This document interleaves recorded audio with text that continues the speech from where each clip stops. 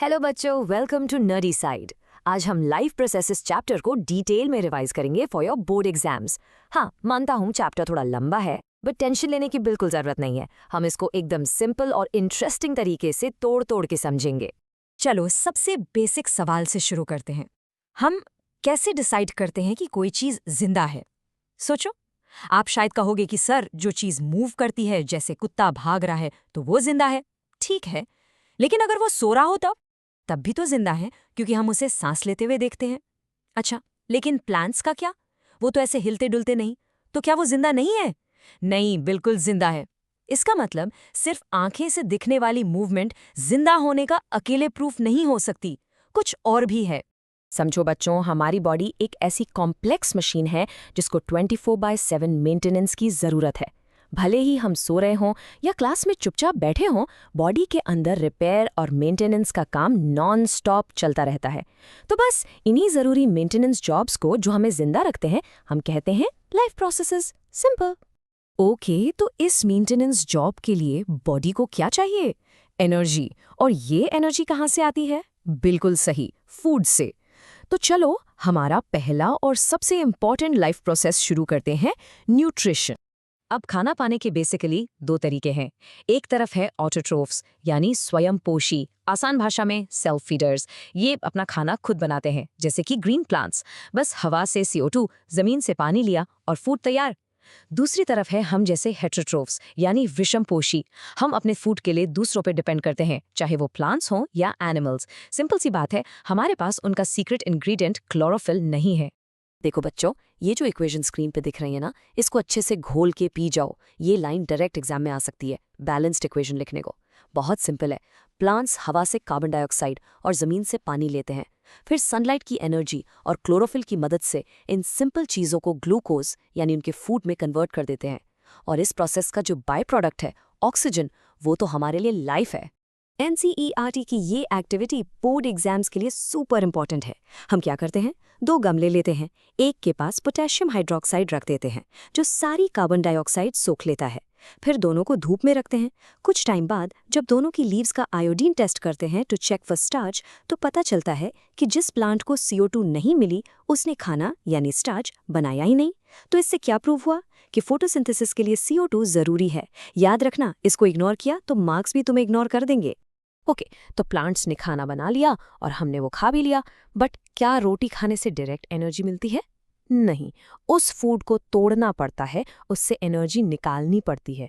और यही काम करता है हमारा नेक्स्ट लाइफ प्रोसेस, जिसका नाम है रेस्पिरेशन। ये एनर्जी का असली धमाका है। बच्चों, इस फ्लो चार्ट पे 5 स्टार्स मार्क कर लो। ये इस चैप्टर का सबसे इंपॉर्टेंट, सबसे क्रूशियल पार्ट है। एग्जामिनर यहीं पे बच्चे पकड़ता है। ध्यान से देखो, पहला स्टेप सबके लिए कॉमन है। सेल के साइटोप्लाज्म के अंदर 6 कार्बन वाला ग्लूकोज मॉलिक्यूल 3 कार्बन वाले पायरोवेट में टूट जाता है। इसके बाद मामला क्रिटिकल हो जाता है। इस पायरोवेट के पास 3 अलग अलग रास्ते हैं और ये डिपेंड करता है कि ऑक्सीजन अवेलेबल है या नहीं। तो जब ग्लूकोज टूटता है तो एनर्जी रिलीज होती है, लेकिन सेल इस एनर्जी को ऐसे ही खुला नहीं छोड़ता। वो इसको एक स्पेशल मॉलिक्यूल में पैक करके रखता है, जिसका नाम है ATP, एडेनोसिन ट्राइफॉस्फेट। इसे समझो सेल की एनर्जी करेंसी, जैसे हमारे वॉलेट में पैसे होते हैं। जब भी सेल को कोई काम करना होता है, वो ATP खर्च कर देता है। अब आते हैं उन 3 रास्तों पर। अगर ऑक्सीजन अवेलेबल है तो होता है एरोबिक रेस्पिरेशन। ये माइटोकॉन्ड्रिया के अंदर होता है और इसमें पायरोवेट पूरी तरह ब्रेक होके CO2, वाटर और ढेर सारी एनर्जी यानी 38 ATP देता है। लेकिन अगर ऑक्सीजन नहीं है तो होता है एनारोबिक रेस्पिरेशन, जैसे यीस्ट में। इसमें इथेनॉल और CO2 बनते हैं और एनर्जी बहुत कम मिलती है। एक तीसरा केस भी है, हमारी मसल सेल्स में। जब हम बहुत तेज दौड़ते हैं तो ऑक्सीजन की कमी हो जाती है, तब लैक्टिक एसिड बनता है, जिसकी वजह से क्रैम्प्स होते हैं। याद रखना, इस टाइप का 3-4 मार्क्स का क्वेश्चन आ सकता है। तो हम ह्यूमंस में आखिर ये रेस्पिरेशन होता कैसे है? ये देखो, ये है हमारा रेस्पिरेटरी सिस्टम। हवा नॉस्ट्रिल से एंटर करती है, फिर ट्रैकिया यानी विंड पाइप से होते हुए लंग्स में जाती है। लंग्स के अंदर मिलियंस ऑफ छोटे छोटे गुब्बारे जैसे स्ट्रक्चर्स हैं, जिन्हें एल्वियोलाई कहते हैं।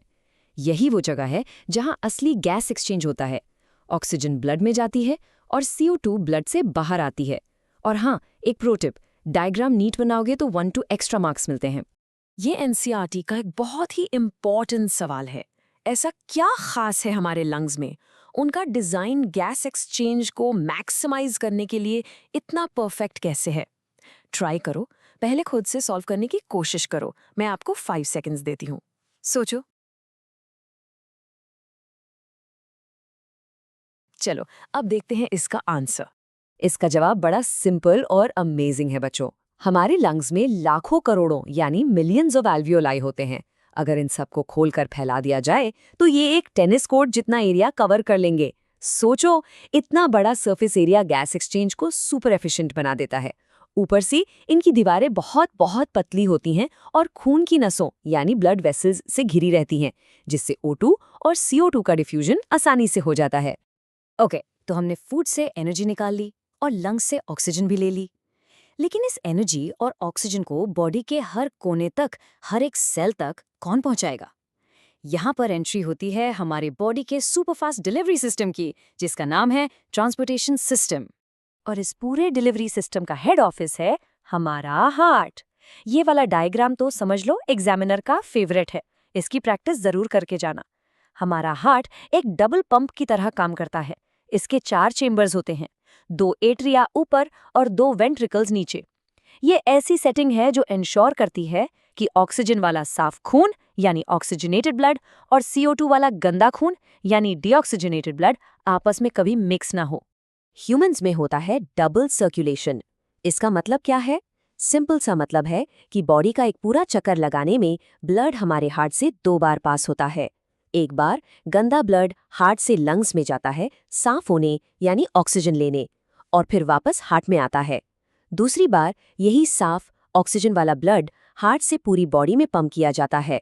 इससे हमारी हाई एनर्जी नीड्स आसानी से पूरी हो जाती हैं। चलो, ये तो हुई ह्यूमंस की बात, लेकिन प्लांट्स बेचारों का क्या? उनके पास भी एक सॉलिड डिलीवरी सिस्टम है। इसमें 2 मेन पाइप्स हैं, जाइलम और फ्लोएम। जाइलम जल यानी वाटर और मिनरल्स को रूट से ऊपर लीव्स तक ले जाता है। इसका मूवमेंट हमेशा एक ही डायरेक्शन में होता है, यूनिडायरेक्शनल, ऊपर की तरफ। और फ्लोएम फूड यानी लीव्स में बने हुए खाने को प्लांट के सभी जरूरी पार्ट्स तक पहुंचाता है। इसका मूवमेंट ऊपर नीचे दोनों तरफ हो सकता है। इसको याद रखने की एक सिंपल ट्रिक है, फ से फ्लोएम, फ से फूड।